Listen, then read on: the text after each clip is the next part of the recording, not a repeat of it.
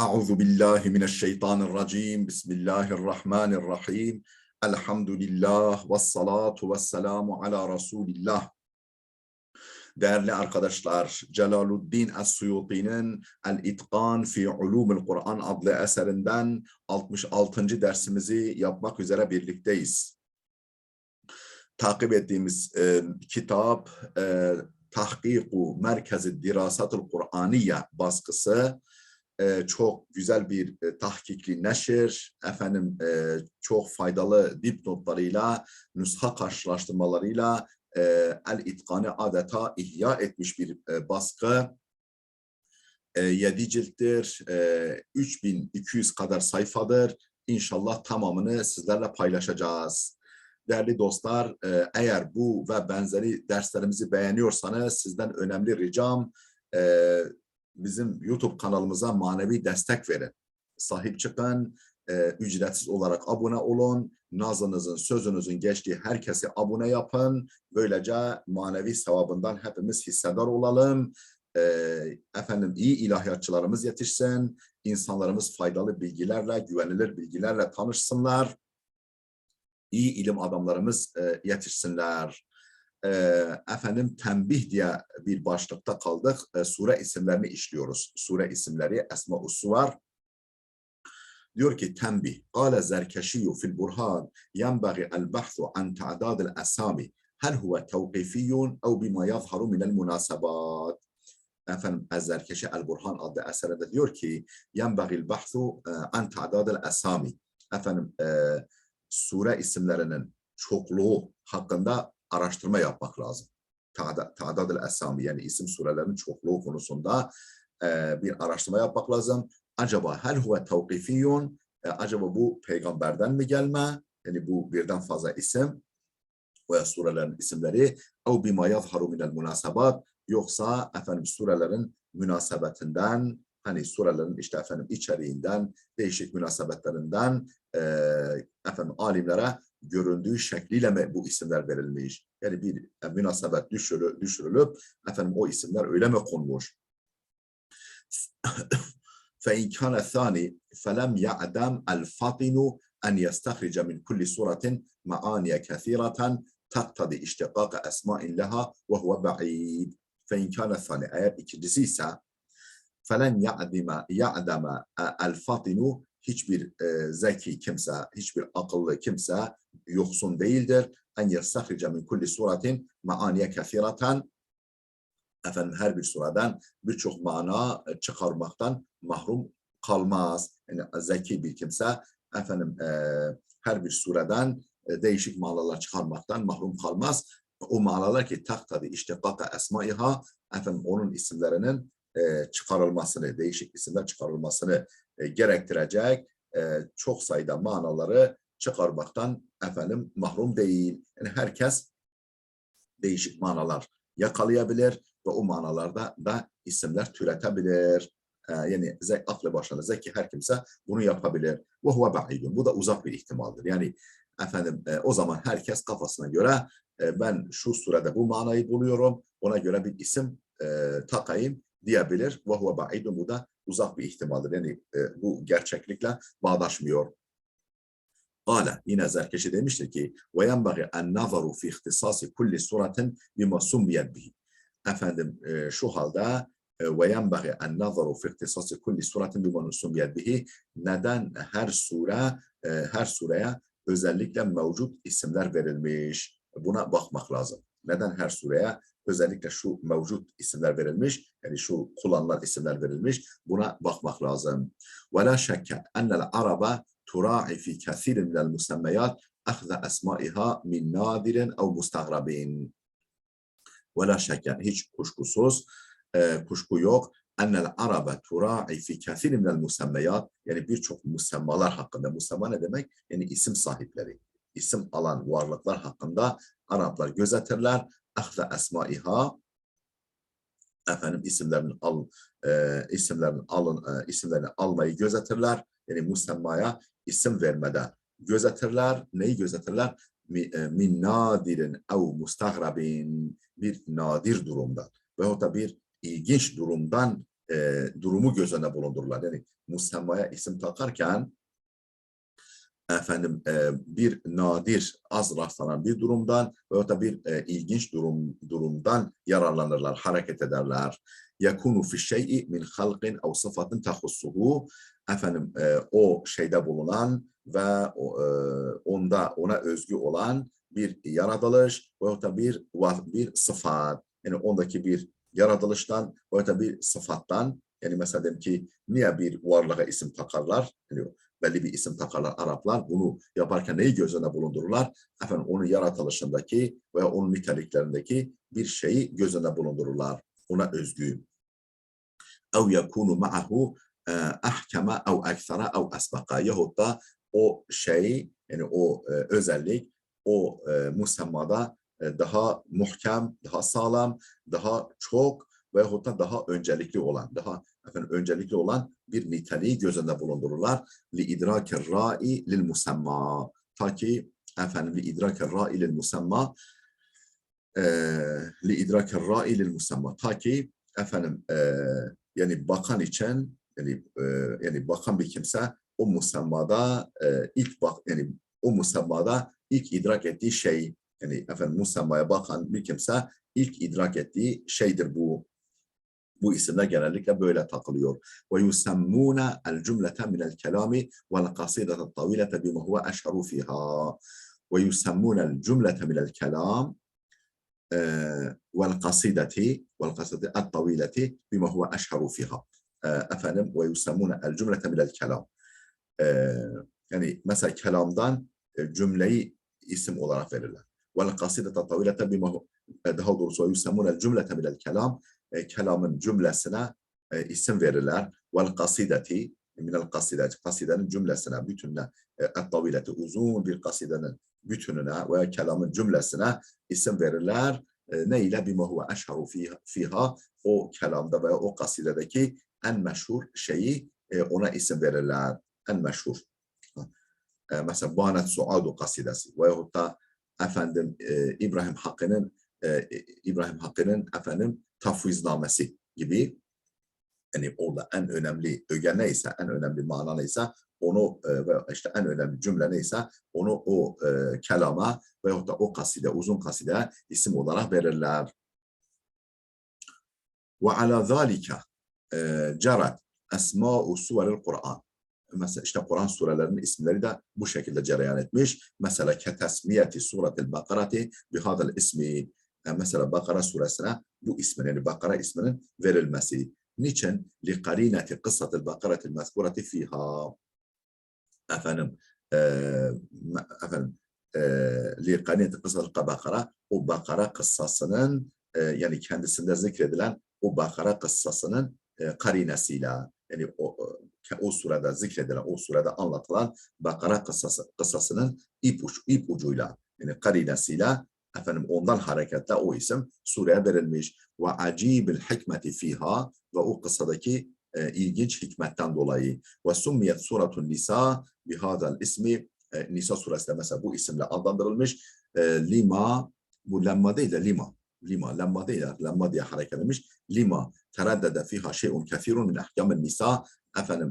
Kadınlara ilişkin hükümlerden pek çok şey burada tekrar edildiğinden dolayı, kadınlara ilişkin hükümlerden pek çok şey bu surede tekrar edildiğinden dolayı, temas edildiğinden dolayı bu sure bu isimle adlandırılmış. Suratun Nisa, yani Kadınlar suresi.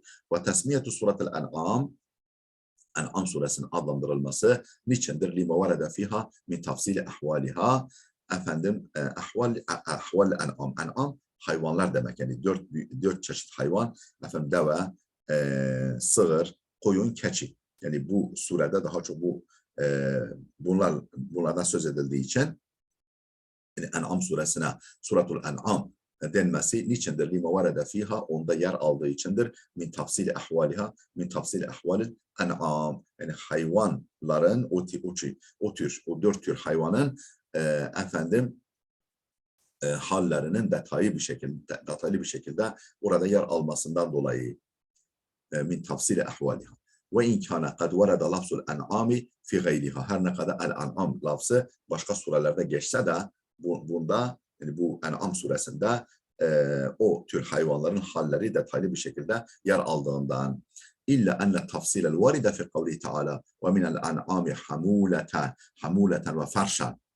Efendim şu kadar var ki efendim şu ve benzeri ayetlerdeki detay illa enne tafsilel varide fi kavli Teala şu ve minel en'ami hamuleten ve ferşan ila kavlihi em kuntum şuhada yani 142'den 144'e kadar olan kısımda yer alan detay lem yerid fi gayriha yani 4 çeşit hayvana ilişkin bu detay başka surede yer almamıştır.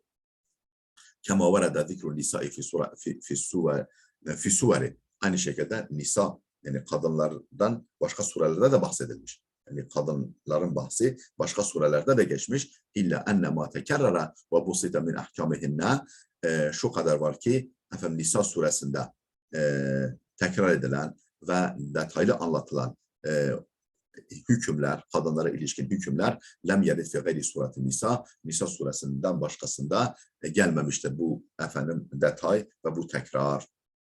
Sadece Nisa suresinde bu kadar detay ve tekrar var. Ve keza suratul Maide, Maide suresi de böyle lem yerid zikrul maideti fi gayriha.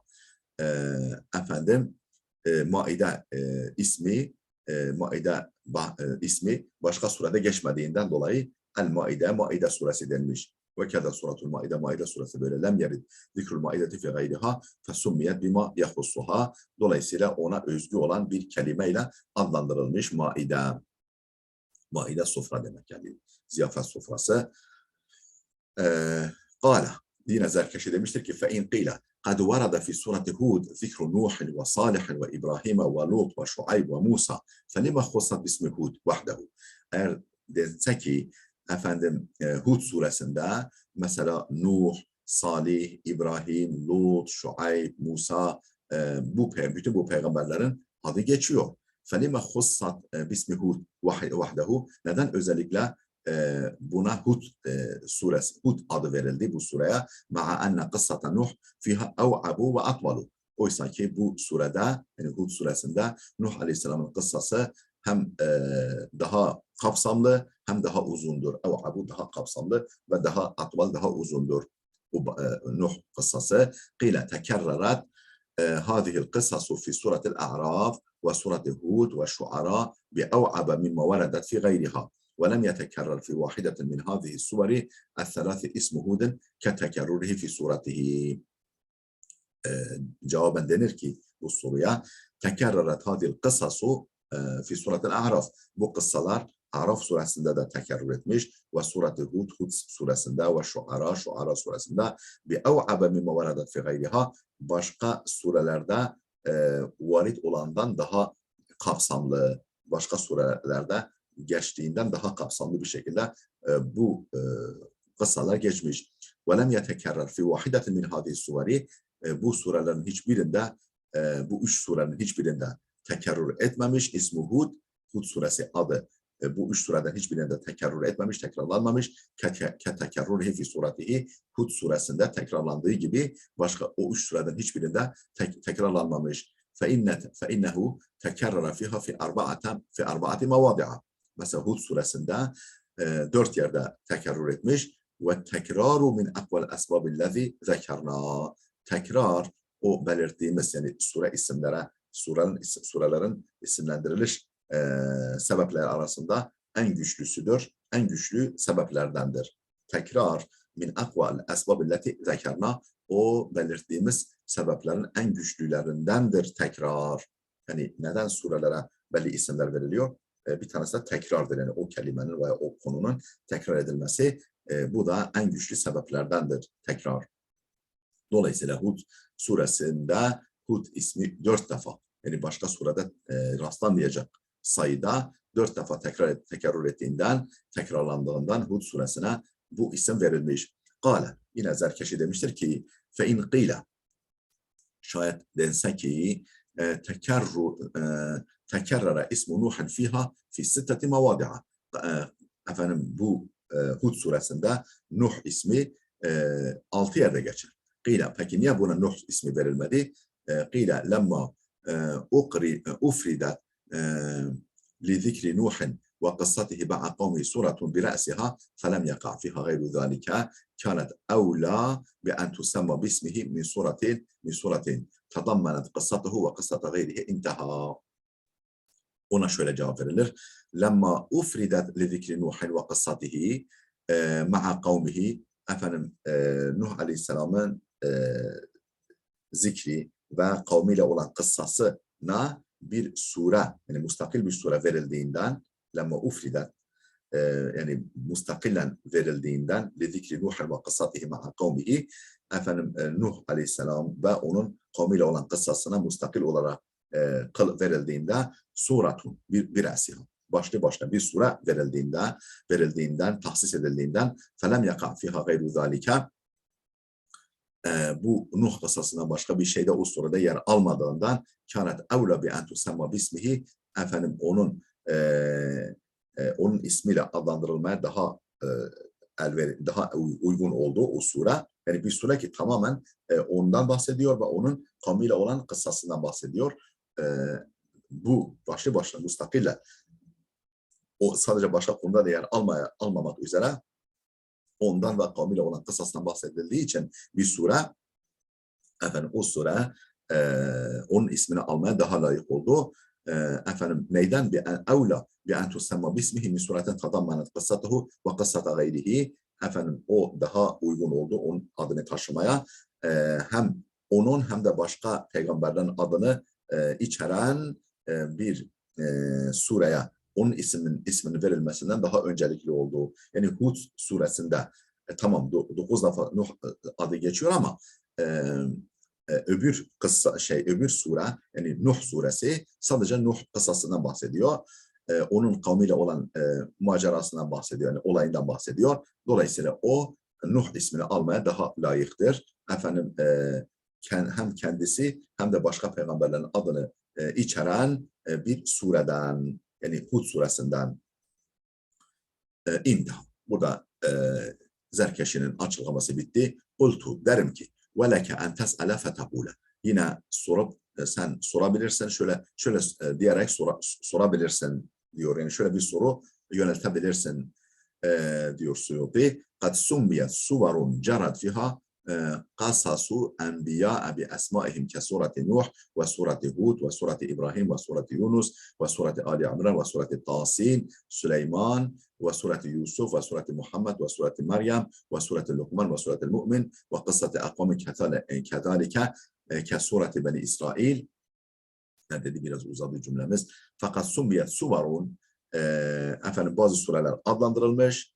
Cerat fiha qasasu enbiya. Yani efendim peygamber kıssalarının içerisinde cereyan ettiği bazı sureler adlandırılmış. Neyle? Bir esmaihim.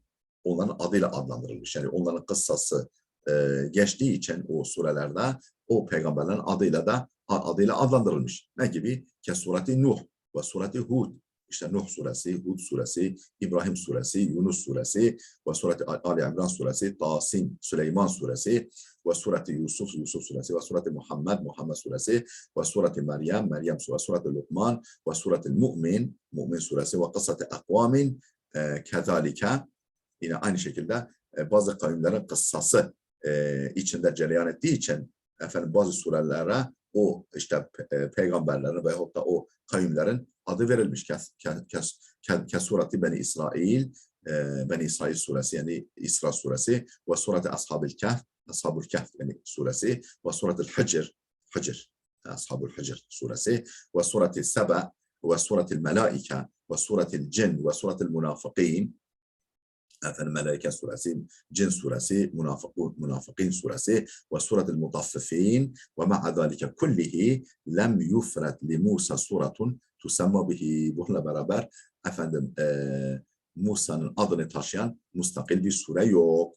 Yani Musa'nın suratu Musa yok. Lem yufret li Musa suratun tusamma bihi ma'a kesreti zikrihi fil Kur'an. Yani Kur'an'da adı çokça geçtiği halde Musa aleyhisselam, efendim onun adına bir sure yok. Hatta kâle ba'duhum, o kadar ki bazıları demiş ki kâdel Kur'anu en yekûne kullehu Musa. Sanki efendim Kur'an-ı Kerim neredeyse tamamı Musa olacak. Yani tamamı Musa adını alacak. Yani Kur'an o kadar çok Musa adı geçiyor Kur'an'da. Ve kana evla suretin en tusemma bihi suratu Taha. Efendim onun adını almaya en layık sure Taha suresiydi. Taha suresidir. Evil Kasas evil A'raf yahut da A'raf. Niçin libastı kıssati fi selasati? Çünkü onun kıssası, Musa kıssası o kadar genişçe anlatılmış ki bu üç surede o kadar geniş anlatılmış ki valem tubsat fi gayriha. Başka yerde, başka surede geniş anlatılmayacak kadar bu üç surede onun kıssası detaylı sunulmuştur. Ve kezalike kıssatu Adem aynı şekilde Adem kıssası zükret fi iddeti suvari. Birçok surede zikredilmiş Adem kıssası ve lem tusemme bihi suratun. Onun adıyla bir sure adlandırılmamış. Onun adına bir sure yok. Keennehu iktifaun bi suratil insan. Sanki insan suresiyle yetinilmiş. Keennehu iktifaun bi suratil insan. El insan suresi insan işte Adem en birinci insan o.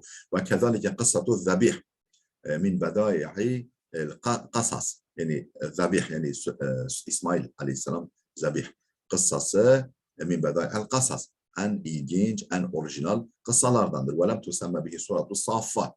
Mesela Saffat suresi onun adıyla adlandırılmamış. Yani surat-ı zabih, yani o kurban edilmek istenen efendim İsmail Aleyhisselam adını taşımıyor.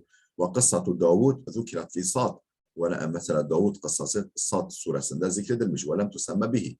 Efendim o sure Davud adıyla adlandırılmamış. Fanzur fi hikmeti zalik. Peki bunun hikmeti ne? Ala على أني رأيت بعد ذلك في جمال القراء للسخاوي أن سورة طه تسمى سورة الكليم على efendim bununla beraber ra'aytu ba'de zalika daha sonra gördüm ki fi cemalül kurra lis-Sahavi Sahavi'nin Cemalül Kurra adı eserinde gördüm ki enne surete Taha tusemma suretel kelim. Taha suresinin Kelim suresi yani Kelim Musa Aleyhisselam'ın lakabı yani Allah'ın kendisiyle konuştuğu zat Kelim suresi diye adlandırıldığını gördüm. Ve semmahal Huzaliyu fi kamilihi surete Musa. Efendim El-Huzali de Kamil adlı eserinde bu Taha suresine surete Musa adını vermiş. Yani bunu belirtmiş. Ve enne surete Sad tusemma surete Davud. Ve Sad suresine de Davud suresi adı verilmiş. Ve ra'aytu fi kelamil Ca'beri enne surete Safat tusemma surete Zabih. Efendim yine El-Ca'beri'nin kelamında sözleri arasında Safat suresinin Surat-ı Zabih diye adlandırıldığını gördüm. Ve zalike yahtacu ile mustenedin minel ethar. Bu rivayetlerden, peygamberden, sahabeden bir dayanağa ihtiyaç duyar. Tamam bu adı koymuşlar ama yani dayanağı ne? Peygamberden, sahabeden gelen herhangi bir rivayet var mı? Buna ihtiyaç var. Faslu. Ve kema summiyet es-suratul vahidetu bi esma'in efendim bir tek sure birden fazla isimle adlandırıldığı gibi isimlendirildiği gibi yukarıda görüldüğü üzere summiyet suvarun bismin vahiden efendim bazı surelerde tek bir isimle bazı surelerde tek bir isimle adlandırılmış. Efendim kes-suveril musemmati bi elif lam mim ev elif lam ra efendim mesela elif lam mim ve elif lam ra ile adlandırılan sureler gibi. Yani aynı sure, değişik surelere bir tek isim de verilmiş. Alel kavli bi enne fevatiha suver esmaun leha. Efendim bu sure başlangıçlarının onların ismi olduğu görüşüne göre.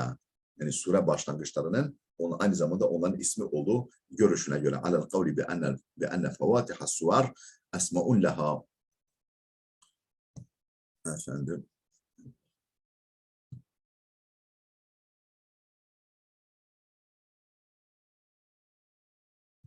bulundu.